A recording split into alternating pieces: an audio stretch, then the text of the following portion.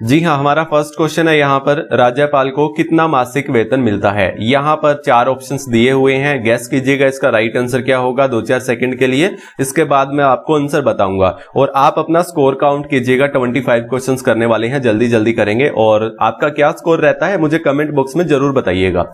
चलिए, इसका right answer जो होगा ऑप्शन ए होगा 3.5 लाख। कितना रहता है? 3.5 लाख राज्यपाल का जो है ये मासिक वेतन रहता है। 4 लाख रहता है वो उपराष्ट्रपति का रहता है। किसका रहता है? उपराष्ट्रपति का।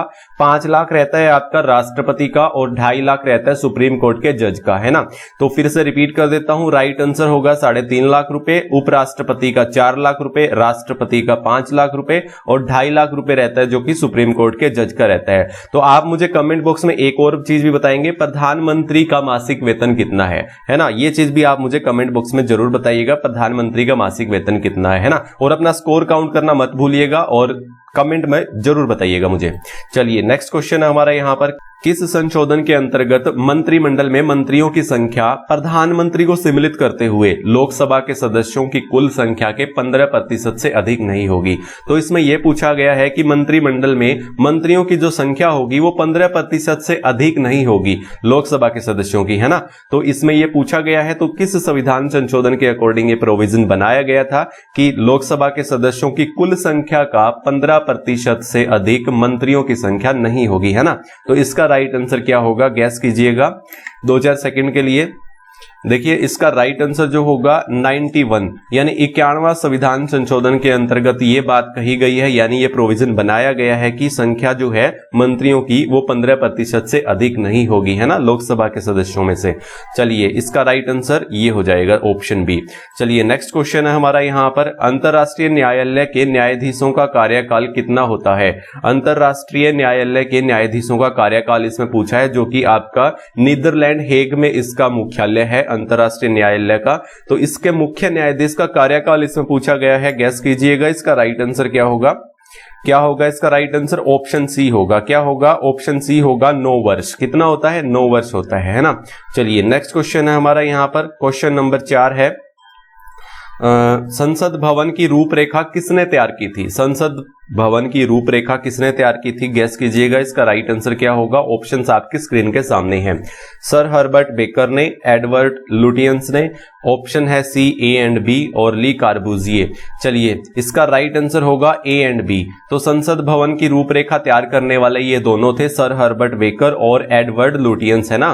तो ये दोनों थे, इसका राइट आंसर हो जाएगा ऑप्शन सी। ली कार्बूजिए ने चंडीगढ़ का डिजाइन तैयार किया था, है ना, चंडीगढ़ का। चलिए, नेक्स्ट क्वेश्चन है हमारा यहाँ पर, क्वेश्चन नंबर 5 है, संविधान में दोनों सदनों की संयुक्त बैठक का प्रावधान दिया गया है। तो किस अनुच्छेद में यह बात कही गई है, संविधान में दोनों सदनों की संयुक्त बैठक की। तो इसमें इसका राइट आंसर क्या होगा, गैस कीजिएगा। क्या होगा इसका राइट आंसर? ऑप्शंस आपकी स्क्रीन के सामने हैं। तो इसका राइट आंसर जो होगा ऑप्शन ए होगा। क्या होगा? 108 अनुच्छेद में ये प्रोविजन दिया गया है, ये वर्णन दिया गया है इस चीज का कि सदनों की संयुक्त बैठक, इस 108 अनुच्छेद में ये बात कही गई है ना। तो सदनों की जो दोनों संयुक्त बैठक जो होगी, इसका प्रावधान जो है, इसका कानून जो है 108 अनुच्छेद में होगा। 137 अनुच्छेद के अकॉर्डिंग क्या बात कही गई है, सुप्रीम कोर्ट को न्यायिक पुनरीक्षण के बारे में अधिकार प्राप्त है। यहाँ पर 137 नंबर अनुच्छेद के अकॉर्डिंग, है ना, सुप्रीम कोर्ट को न्यायिक पुनरीक्षण के बारे में। 124 में सुप्रीम कोर्ट के गठन के बारे में वर्णन दिया गया है और अनुच्छेद 326 में हमारे वोट डालने के अधिकार के बारे में बताया गया है। 326 में ये सारे अनुच्छेद आपको याद हो जाने चाहिए। इसका राइट आंसर जो होगा 108 होगा। चलिए, नेक्स्ट क्वेश्चन है हमारे यहाँ पर छठा, सर्वप्रथम भारत में उच्च न्यायालय का गठन कब हुआ। सर्वप्रथम भारत में उच्च न्यायालय का गठन कब हुआ, इसका राइट आंसर क्या होगा, गैस कीजिएगा। इसका राइट आंसर क्या होगा? 1862 होगा। क्या होगा? 1862 होगा। सबसे पहले कहां बनाई गई थी? कोलकाता, मद्रास और मुंबई, इन 3 जगह पर यहां पर इसका उच्च न्यायालय का गठन किया गया था 1862 ईस्वी में। इसका राइट आंसर ये हो जाएगा। चलिए, आपको वीडियो पसंद आ रही है तो लाइक करके जरूर जाइएगा और अपना स्कोर भी नीचे कमेंट बॉक्स में जरूर बताइएगा। चलिए, नेक्स्ट क्वेश्चन है हमारा यहाँ पर 7वां क्वेश्चन है, लॉर्ड विलियम बेंटिंक भारत का प्रथम गवर्नर जनरल बना। तो किस एक्ट के अकॉर्डिंग ये लॉर्ड विलियम बेंटिंक जो है भारत का प्रथम गवर्नर जनरल बना, इसका राइट आंसर क्या होगा, गैस कीजिएगा। हाँ जी, तो इसका राइट आंसर जो होगा वो 1833 होगा। क्या होगा? 1833। अधिनियम 1833 के according Lord William Bentinck Bharat का प्रथम गवर्नर जनरल बना। और वॉरेन हेस्टिंग जो है, वॉरेन हेस्टिंग रेगुलेटिंग एक्ट 1773 के अकॉर्डिंग जो है बंगाल के गवर्नर जनरल बना था ये, है ना। तो उसको भी याद रखिएगा, वॉरेन हेस्टिंग को, जो कि रेगुलेटिंग एक्ट 1773 में वो गवर्नर जनरल बना था बंगाल का, है ना। और लॉर्ड विलियम बेंटिंक जो है भारत का प्रथम गवर्नर जनरल बना था, ये 1833 अधिनियम के अकॉर्डिंग बना था। इसमें 1858 अधिनियम क्या कहता है? इसमें कहता है कि जो ये गवर्नर जनरल का जो पद था इसका नाम बदलकर वायसराय कर दिया गया था। अधिनियम 1858 के अकॉर्डिंग, है ना। 1858 के अकॉर्डिंग गवर्नर जनरल का जो नाम था ये वायसराय कर दिया गया था। और 1813 अधिनियम के अकॉर्डिंग जो कंपनियों के व्यापारिक अधिकार थे वो समाप्त कर दिए गए थे। एकाधिकार को समाप्त कर दिया गया था कंपनियों के, तो 1813 के अकॉर्डिंग, है ना। तो ये सब आपको पता होना चाहिए। 1833 के according Lord William Bentinck Bharat के प्रथम गवर्नर जनरल बने थे। चलिए नेक्स्ट क्वेश्चन है हमारा यहाँ पर, हिंदी को भारत की राजभाषा के रूप में कब स्वीकारा गया था? हिंदी को भारत की राजभाषा के रूप में कब स्वीकारा गया था? गैस कीजिएगा, इसका राइट आंसर क्या होगा? हाँ जी, इसका राइट आंसर जो होगा वो 14 सितंबर 1949 होगा। क्या होगा? ऑप्शन डी इसका राइट होगा। 14 सितंबर 1949 को हमारी राजभाषा के रूप में इसे स्वीकारा गया था हिंदी को भारत में, है ना। चलिए नेक्स्ट क्वेश्चन है हमारा, मंत्री परिषद उत्तरदायी होता है। मंत्री परिषद किसके उत्तरदायी होता है? इसका राइट आंसर क्या होगा? गैस कीजिएगा। मंत्री परिषद उत्तरदायी होता है किसके?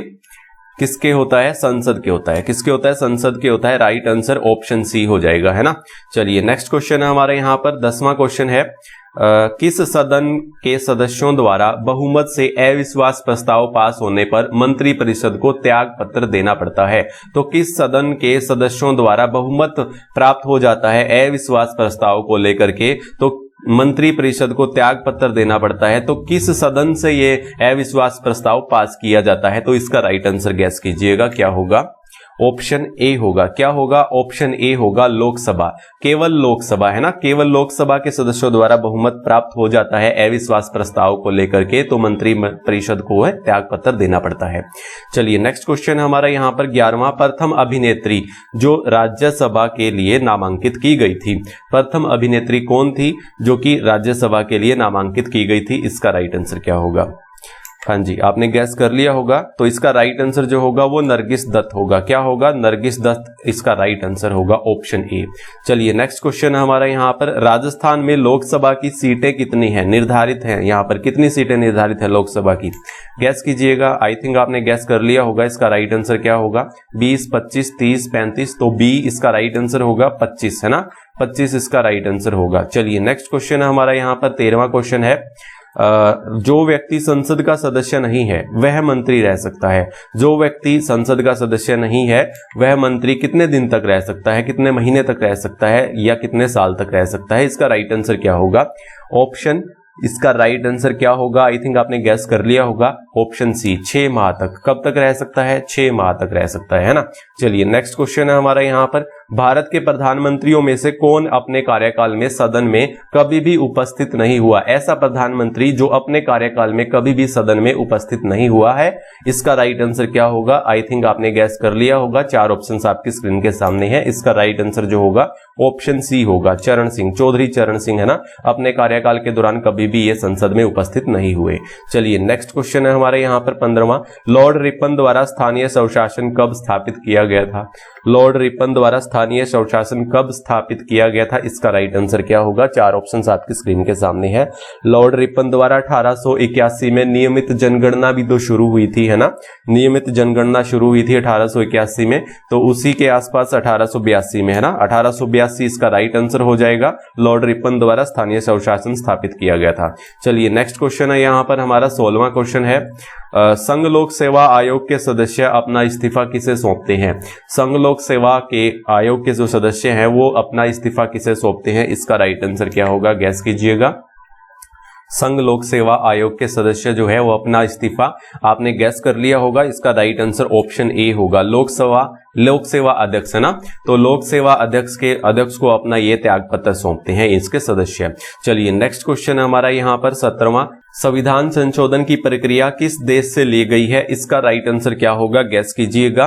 4 ऑप्शंस आपकी स्क्रीन के सामने है। संविधान संशोधन की प्रक्रिया किस देश से ली गई है? आई थिंक आपने गैस कर लिया होगा। इसका राइट आंसर ऑप्शन डी इसका राइट होगा, दक्षिण अफ्रीका से। तो दक्षिण अफ्रीका से हमने संविधान संशोधन की प्रक्रिया का प्रोविजन लिया गया है, याद रखिएगा, है ना।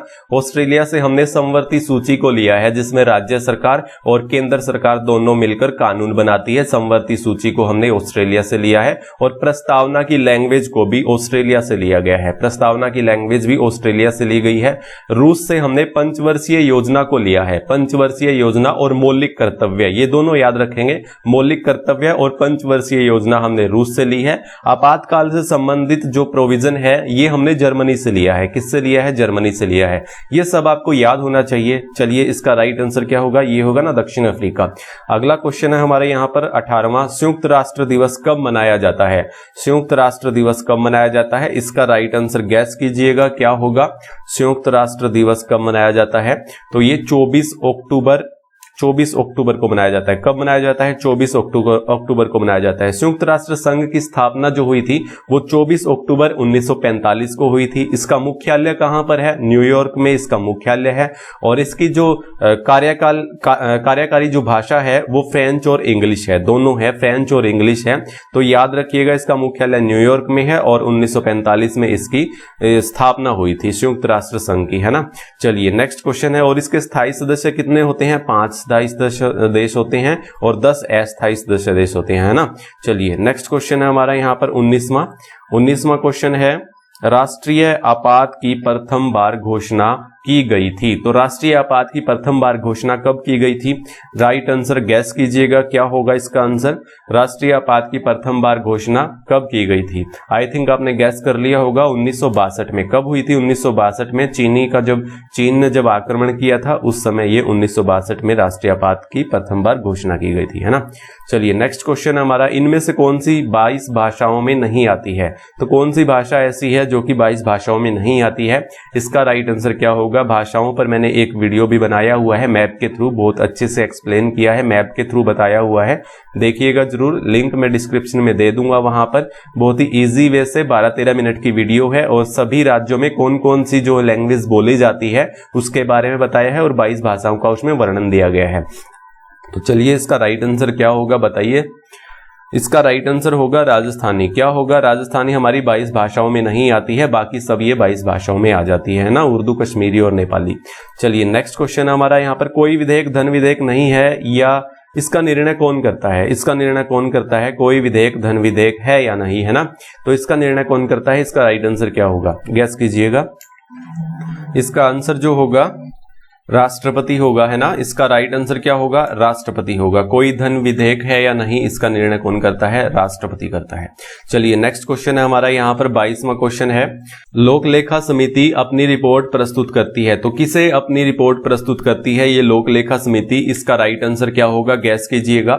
लोक लेखा समिति अपनी रिपोर्ट किसे प्रस्तुत करती है? आई थिंक आपने गैस कर लिया होगा। 4 ऑप्शन आपकी स्क्रीन के सामने है।